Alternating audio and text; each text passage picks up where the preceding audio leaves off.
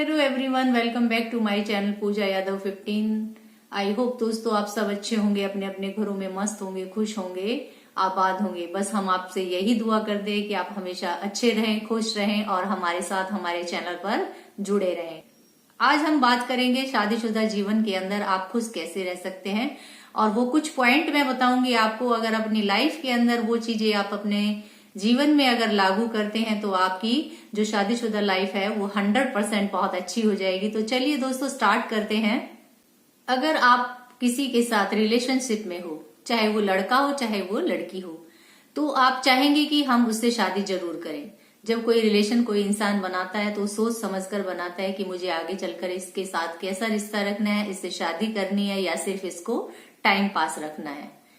लेकिन शादी में और फ्रेंडशिप में और रिलेशनशिप में बहुत ज्यादा फर्क होता है, क्योंकि जब तुम रिलेशनशिप में होते हो तो उस रिश्ते के अंदर आपके पास कोई जिम्मेवारियां नहीं होती है, और जब शादी हो जाती है तो इंसान की बहुत सारी जिम्मेदारियां बढ़ जाती है और उन जिम्मेदारियों को फिर निभाना पड़ता है।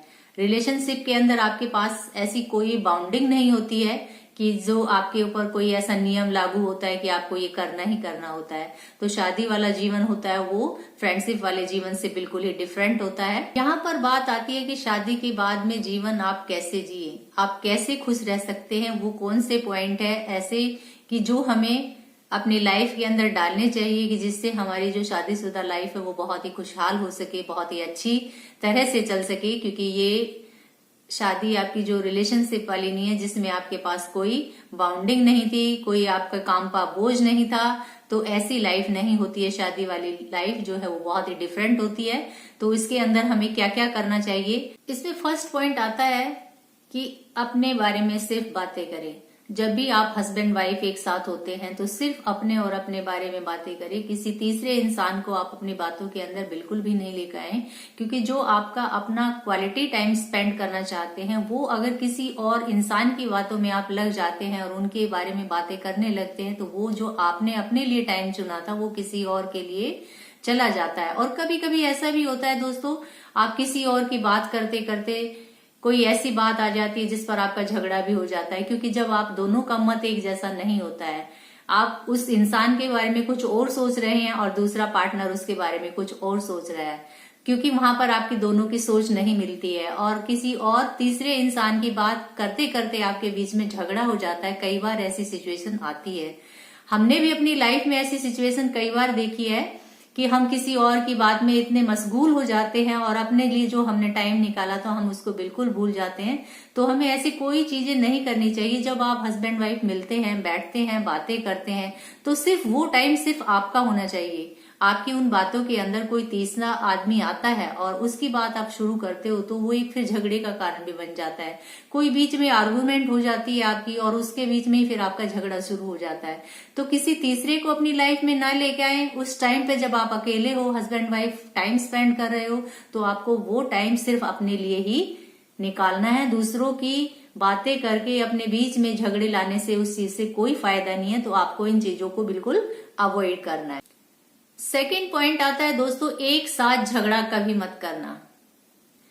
एक साथ झगड़ा करने का मतलब ये होता है कि किसी बात पर हस्बैंड वाइफ की कोई नोकझोंक हो जाती है, हस्बैंड को बहुत ज्यादा गुस्सा आया होता है, तो वाइफ को उस टाइम पे गुस्सा नहीं करना चाहिए। और जब वाइफ को गुस्सा किसी बात पर आया होता है तो वाइफ की बात को सुनना चाहिए और हस्बैंड को बिल्कुल भी वहां पर गुस्सा नहीं करना चाहिए। क्योंकि जब हम गुस्सा करते हैं तो सारी चीजें बिगड़ती है, कोई भी चीज अच्छी नहीं होती है। तो गुस्सा एक इंसान को उस टाइम पर करना चाहिए, क्योंकि जब उसका गुस्सा शांत हो जाता है तो उसके बाद में आप अपनी बात रख सकते हैं, हस्बैंड को सारी चीजें बता सकते हैं कि आप यहाँ पर गलत थे, तो आपको यहाँ पर झगड़ा नहीं करना चाहिए था। क्योंकि जब दोनों झगड़े के अंदर घुस जाते और इतना झगड़ा हो जाता है कि आपका फिर सॉल्यूशन कराने वाला भी कोई नहीं आता है और आपके अंदर वो ईगो भी आ जाती है उस टाइम पर कि इसने मेरे को ऐसे क्यों बोला या उसने मेरे को ऐसे क्यों बोला। जब आप दोनों के अंदर ये सारी चीजें आने लगती है तो फिर आपके और ज्यादा झगड़े बढ़ जाते हैं। तो कहते हैं ना कि एक एग्जाम्पल के तौर पर मैं बताती हूँ आपको, जैसे पानी गर्म होता है, एक गर्म पानी और एक ठंडा पानी, तो जब तुम दोनों पानी को आपस में मिक्स करोगे, गर्म को और ठंडे पानी को मिक्स करते हैं तो वो गुनगुना हो जाता है। और अगर गर्म पानी आपके पास है और गर्म पानी ही हस्बैंड के पास है और दोनों ही उसको मिक्स करते हो तो वो और ज्यादा गर्म हो जाता है। इसका मतलब ये है कि जब दोनों गर्म होंगे तो ज्यादा झगड़े बढ़ेंगे।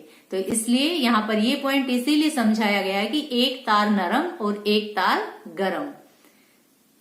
ऐसे अगर आप करते हैं अपनी लाइफ के अंदर तो आपकी गृहस्थी बहुत अच्छे से चलेगी, बहुत प्यार से चलेगी, आपके बीच में कभी झगड़े नहीं होंगे और समझदारी से आप अपनी लाइफ को चला पाएंगे। नेक्स्ट पॉइंट आता है कि कई बार बिना मतलब की बातों पर भी झगड़ा हो जाता है। जैसे हम किसी सामान को लेकर ही कभी कभी झगड़ा कर बैठते हैं। वो सामान पर कैसा झगड़ा होता है, जैसे कि हस्बैंड ने कह दिया कि ये फ्रिज यहाँ पर रखा है, ये इसकी जगह ये ठीक नहीं, हम इसको यहाँ पर लगा देते हैं।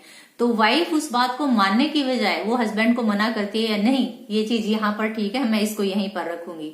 और वहां पर वो दोनों अपनी ईगो पर बात ले आते हैं और दोनों के अंदर झगड़ा शुरू हो जाता है। जबकि यहाँ पर ये झगड़ा करने की बात नहीं थी, दोनों को आपस में एक दूसरे के विचार को समझना चाहिए था और जो ठीक है वो कर लेना चाहिए। क्योंकि कभी कभी हस्बैंड की भी बात मान लेनी चाहिए। हो सकता है उनको वो चीज सही लग रही हो, वाइफ को सही नहीं लग रही हो, तो आपको इन चीजों पर कभी भी झगड़े नहीं करने चाहिए। जैसे घरों के अंदर अननेसेसरी झगड़े हो जाते हैं और ये अननेसेसरी झगड़े बिना मतलब के होते हैं, जिनका भी कोई मतलब नहीं होता है। वो सिर्फ ईगो के कारण होते हैं या फिर एक दूसरे से चिड़न की वजह से होते हैं। तो आपको ऐसी कोई काम नहीं करने हैं जिससे कि घर के अंदर तनातनी हो, गुस्सा हो, लड़ाई झगड़े हो। तो इन चीजों को आपको अवॉइड करना है और जिन चीजों को आप अवॉइड करना शुरू कर देते हैं तो आपकी गृहस्थी बहुत अच्छे से चलेगी और घर के अंदर कोई कलेश भी नहीं होगा। नेक्स्ट पॉइंट आता है एक दूसरे के विचारों को महत्व दें। हस्बैंड का विचार हो चाहे वाइफ का विचार हो, दोनों को एक दूसरे का सपोर्ट करना चाहिए और उसके विचारों को महत्व देना चाहिए, ना कि अपनी ईगो में आकर उनकी हर चीज को मना करना कि नहीं मुझे ये नहीं करना है, मुझे वो नहीं करना है। हर जगह पर आप अपनी नहीं चला सकते हैं। हर जगह पर अगर आपने अपनी चलाना शुरू कर दिया तो वहीं से आपके मनों में खटास आ जाएगी। आपकी गृहस्थी के अंदर हर रोज छोटी छोटी बातों पर झगड़े शुरू हो जाएंगे। तो एक दूसरे की बातों को सोचकर समझकर सारी चीजें करनी चाहिए। हमेशा अपनी ही चलाने की कोशिश कभी भी ना करें। हर इंसान को इम्पोर्टेंस देनी चाहिए। अगर आप किसी को इम्पोर्टेंस देते हैं तो आपको इम्पोर्टेंस मिलेगी। अगर आप, वो कहते हैं ना टिट फॉर टैट, जैसा तुम करोगे वैसा ही आपको मिलेगा। जैसा व्यवहार तुम्हारा लोगों के साथ होगा, लोग भी तुम्हारे साथ वैसा ही व्यवहार करेंगे। जैसा तुम अपने हस्बैंड को रखोगी वैसे ही हस्बैंड भी तुम्हें अपने साथ रखेंगे। अगर तुम अपने हस्बैंड की इज्जत करते हो या वाइफ की इज्जत करते हो तो बदले में आपकी वाइफ भी और हस्बैंड भी आपको बराबर उतनी ही इज्जत देंगे जितना कि आप देते हैं। अगर आप ये छोटी छोटी चीजें हैं अपने जीवन के अंदर लागू कर लेते हैं तो हस्बैंड वाइफ के अंदर भी झगड़े कभी भी नहीं आएंगे। नेक्स्ट पॉइंट आता है पुरानी गलतियों का जिक्र कभी भी ना करें। दोस्तों, आपको कभी भी अपने जीवन के अंदर जो आपसे पहले गलतियां हो चुकी है उनका बार बार जिक्र ना करें। पहले नहीं पता होता है, ना तो हस्बैंड को पता होता है ना ही वाइफ को पता होता है कि उनकी लाइफ पहले अलग अलग होती है। शादी से पहले दोनों की लाइफ अलग होती है। किसी से फ्रेंडशिप होती है, किसी से प्यार होता है। तो उस टाइम पे उनको नहीं पता होता है कि आपका पार्टनर कौन बनने वाला है। जब आप दूसरे को नहीं जानते हो, नहीं पहचानते हो तो उसके बारे में कभी सोचते भी नहीं हो। शादी के बाद में जब हम एक दूसरे से मिलते हैं तो आपके जीवन के अंदर किसी से भी गलतियां हो सकती है। अगर आपसे कोई गलती हुई है तो उस गलती को बार बार अपनी लाइफ के अंदर दोहराने की कोशिश ना करें, क्योंकि जब आप पिछली बातों को बार बार अपनी लाइफ के अंदर लेके आएंगे, बार बार गुस्सा करेंगे, लड़ाई झगड़ा करेंगे तो आपकी शादीशुदा जीवन नर्क बन जाएगा। तो आपने एक दूसरे की गलतियों को अवॉइड करना शुरू कर दिया और पिछली जिंदगी के बारे में आपने झांकना बंद कर दिया, तो वहीं पर आपका रिश्ता बहुत अच्छा से मजबूत हो जाएगा और बहुत अच्छे से आपके जीवन की जो गाड़ी है वो चलने लगेगी। कहते हैं ना कि पति पत्नी जो होते हैं एक गाड़ी के दो पहिए होते हैं। जब एक पहिया खराब हो जाता तो गाड़ी खराब हो जाती, गाड़ी नहीं चलती है। इसलिए दोस्तों मैं आपको बताती हूँ कि आप भी हस्बैंड वाइफ एक गाड़ी की तरह ही, गाड़ी के पहिए ही हैं और आप दोनों के पहिए अगर सही रहते हैं तो आपकी गृहस्थी बहुत मजबूत रहेगी, अच्छे से चल पाएगी। और अगर आपका एक पहिया खराब हो गया तो आपकी गृहस्थी बीच में ही लटक जाएगी।